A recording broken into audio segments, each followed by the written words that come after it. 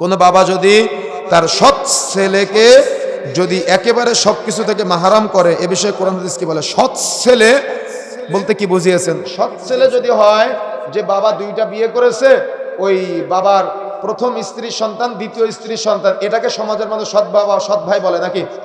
সৎ ভাই বলে, কিন্তু এটা কিন্তু সৎ ভাই না। কথা বুঝেন না? মানে এটা সৎ ভাই না।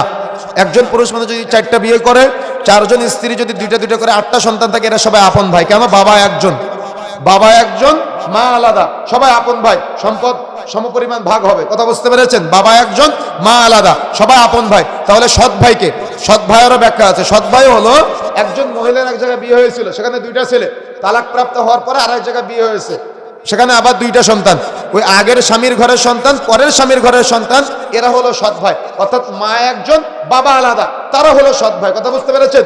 কিন্তু বাবা একজন আর মা আলাদা, মা 4জন ভাইয়ের আলাদা আলাদা পৃথক সন্তান, সবাই আপন ভাই, এবং সবাইকে বাবা মারা যাওয়ার পরে সমানভাবে সম্পদ ভাগ করতে হবে। যদি মারা যাওয়ার আগে কাউকে কম কাউকে বেশি দিয়ে যান, কিয়ামতের মাঠে তাকে ওই সম্পদ পূর্ণ বহাল না করা পর্যন্ত আপনি জান্নাতে যেতে পারবেন না। কেন?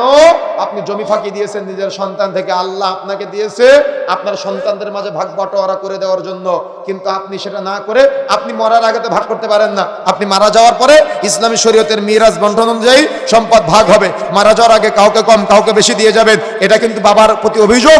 এই অভিযোগ নিয়ে যদি আপনি মারা যান আর সন্তান যদি কিয়ামতের মাঠে অভিযোগ করে, পশ্চিমকালে আপনি জান্নাতে যেতে পারবেন না। যারা অভিভাবক আছেন, বন্ধুর জমি ফাঁকি দিবেন না, ফুফুর জমি ফাঁকি দিবেন না। বাবা যদি ভুল করেও যায়, সন্তান যারা আছেন এগুলা বাবার নামে ওই ফুফুকে বা বোনকে ফেরত দেওয়ার চেষ্টা করবেন, তা না হলে কিয়ামতের মাঠে জবাব দেওয়া লাগবে। অনেক বাবা আছে এক ছেলেকে বেশি দেয়, এক ছেলেকে কম দেয়, এক মেয়েকে ওই মাঠের মাঝখান থেকে দেয় আর ছেলেকে ফ্রন্টের জমি থেকে দেয়। এটা একেবারে অনুচিত, এটা উচিত না, এটা হিন্দুয়ানি কালচার, এগুলো চলবে না।